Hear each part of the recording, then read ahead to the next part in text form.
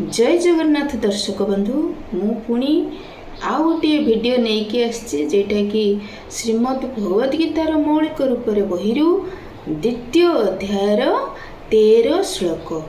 तेणु आसतु शुणा 13 श्लोकर ओडिया रे अनुवाद कौन लिखाई तापर तार संस्कृत रे श्लोकटा पढ़ा तापर तार भावार्थटा बुझा। जेपरी देही ए देहरे बराबर बाल्यावस्थारू यौवनावस्था और यौवनावस्थारू वृद्धावस्था प्राप्त हुए सेहीपरि मृत्युरे से अन्य एक शरीर प्राप्त हुए। धीर ए प्रकार परिवर्तन रे आउदो मुह्यमान हुए नहीं।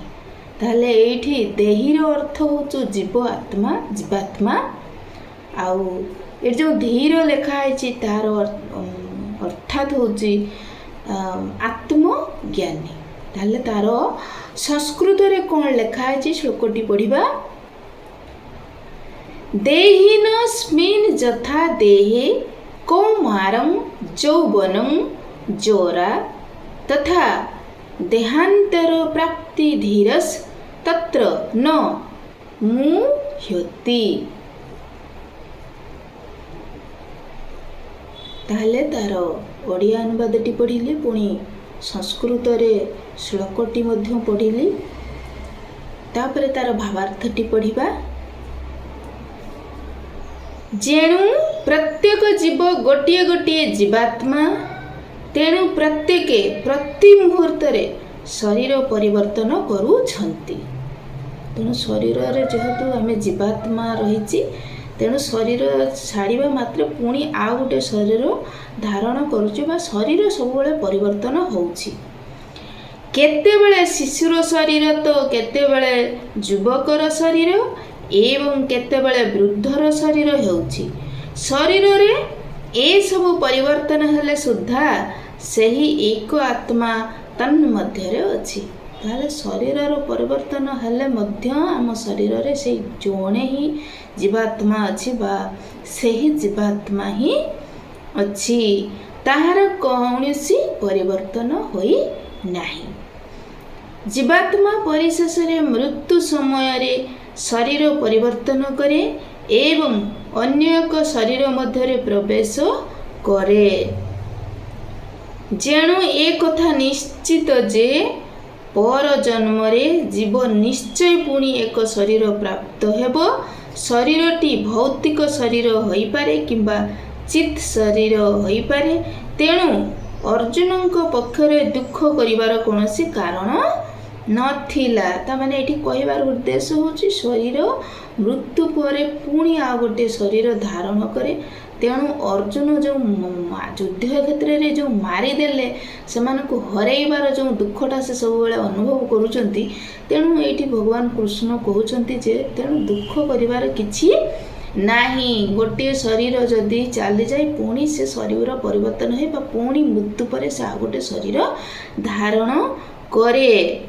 अर्जुन भीष्म व द्रोण आदि को मृत्यु निमित्त बड़ दुख प्रकाश करुथिले।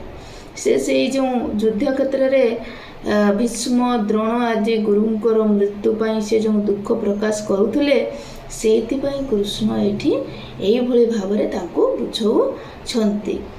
तेणु कृष्ण वर्तमान ताको बुझाई देले जे तांकर अर्थात अर्जुनकर दुख करिवार कोनोसी कारण नथिला।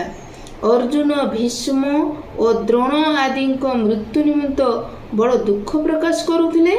तेणु कृष्ण वर्तमान ताको बुझाई देले जे तांकर दुख करिवार कोनोसी कारण नाही बरं से आनंदित हेबार कथा।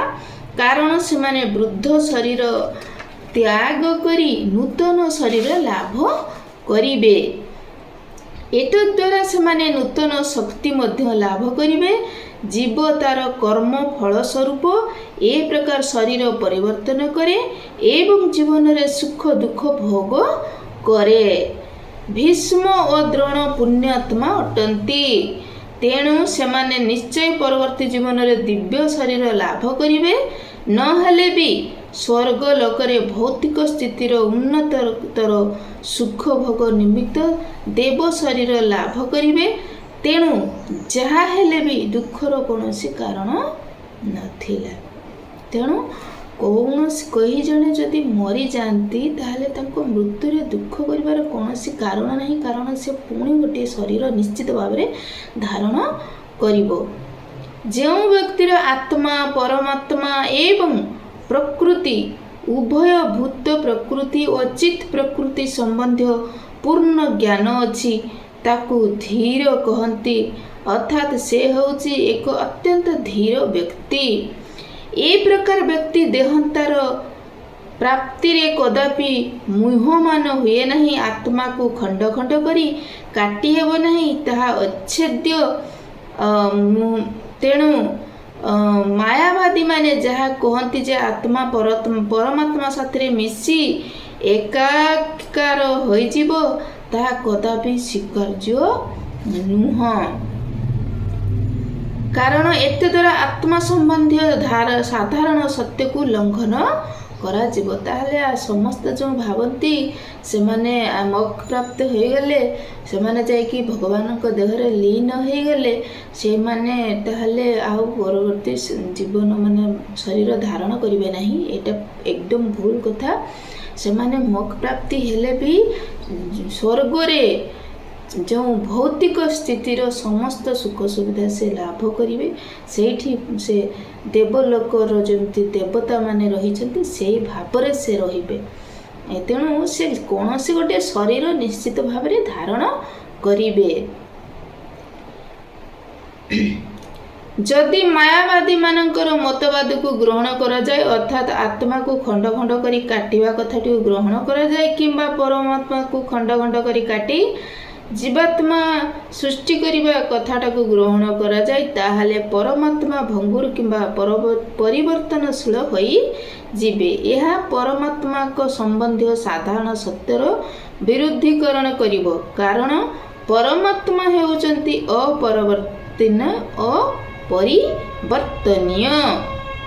ତାହେଲେ ପରମାତ୍ମା ହେଉଛନ୍ତି ଅପରିବର୍ତ୍ତନୀୟ।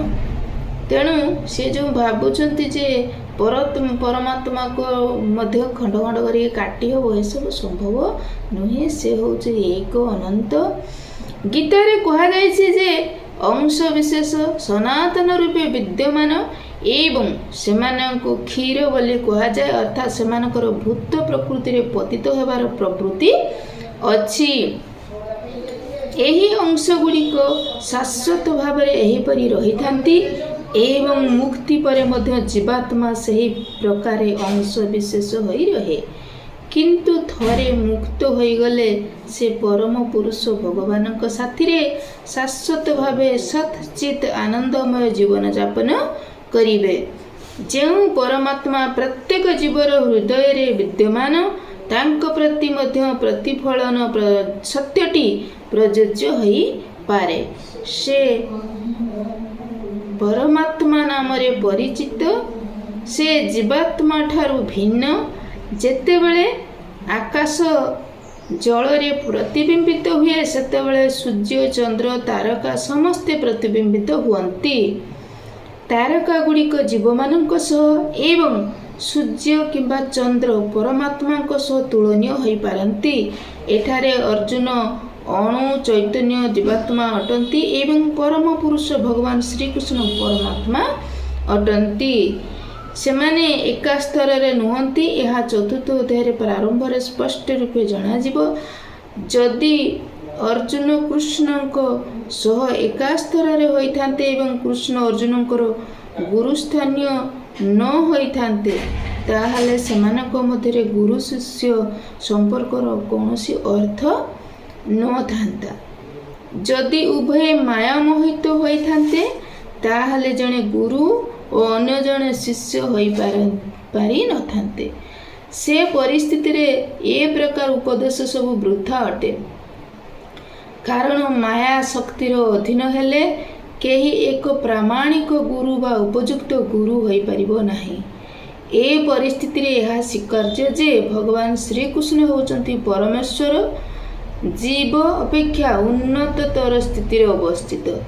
ଅର୍ଜୁନ ମାୟା ମୋହିତ ହୋଇଯାଇ ବିମୋହିତ ଜୀବ ହୋଇ ପଡ଼ିଛନ୍ତି। ଏ ଶ୍ଲୋକରେ ଭଲ ଭାବରେ କୁହାଯାଇଛି। ତାହେଲେ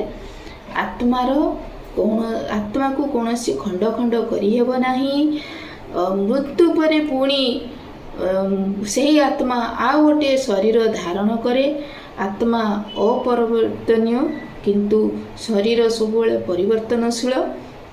ଏହିପରି ଭାବରେ ଯଦି କେହି ଘରେ ଶୋକ ପ୍ରକାଶ କରନ୍ତି ଯେ ମୃତ୍ୟୁ ହୋଇଗଲା ତାଙ୍କର, ତ ଆମ ପାଖରୁ ଗହଣରୁ ଦୂରେଇ ଗଲା, ବିଲକୁଲ ବି ନୁହେଁ। ସେ ଆଉ ଗୋଟିଏ ଶରୀର ଧାରଣ କରି ପୁଣି ତାର ଜୀବନ ଲୀଳାଖେଳା କରେ।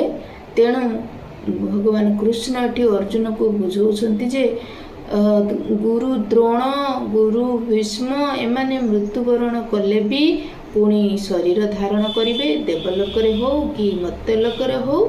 ତ ସେ ଯେହେତୁ ଦେବାତ୍ମା ଭଳି ଯଦି କର୍ମ କରିଥିବେ ତାହେଲେ ସେ ଦେବଲୋକରେ ବି ଜନ୍ମ ରହି ଦେବତା ଭଳି ଭୌତିକ ସୁଖ ସମ୍ଭବ କରିବେ।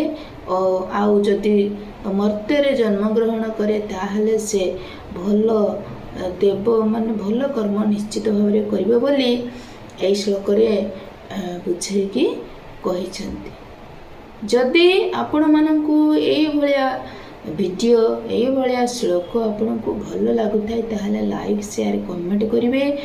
ଆଉ ଏଇଭଳିଆ ନୂଆ ନୂଆ ଭିଡ଼ିଓ ଶୁଣିବା ପାଇଁ ଆପଣମାନେ ଚ୍ୟାନେଲଟିକୁ ସବସ୍କ୍ରାଇବ୍ କରିଦେବେ। ଆଉ ଆପଣମାନେ ଟିକେ ଯେତେ ପାରିବେ ସେୟାର କରିଦିଅନ୍ତୁ, ଯାହାଫଳରେ ସମସ୍ତଙ୍କ ମନରେ ଟିକେ ଭଗବତ ଚିନ୍ତା, ଭଗବତ ଚେତନା ଜାତ ହଉ। ଏଇ ମୋର ଆଶା। ଜୟ ଜଗନ୍ନାଥ।